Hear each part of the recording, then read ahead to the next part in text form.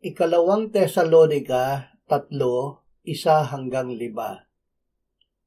Sa katapus-tapusan, mga kapatid, idalangin ninyo kami upang ang salita ng Panginoon ay mabilis na lumaganap at luwalhatiin na tulad din sa inyo, at upang kami ay maligtas sa mga taong makasalanan at masasama, sapagkat hindi lahat ay mayroong pananampalataya.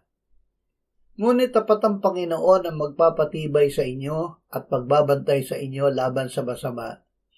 At may tiwala kami sa Panginoon tungkol sa inyo, na inyong ginagawa at gagawin naman ang mga bagay na aming ipinag-uutos. Patnubayan nawa ng Panginoon ang inyong mga puso sa pag-ibig ng Diyos at sa katatagan ni Kristo. Lalaganap ang Ebanghelyo. Ang Ebanghelyo ay ipapangaral sa lahat ng dako bago magbalik ang Panginoong Hesus. May mga paghihirap na mangyayari, ngunit patitibayin at patatatagin ng Diyos ang mga mananampalataya. Patuloy na lalaganap ang Ebanghelyo. Sinabi ng Panginoong Hesus, ang magandang balitang ito ng kaharian ay ipahahayag sa buong daigdig bilang patotoo sa lahat ng mga bansa, at pagkatapos ay darating ang wakas.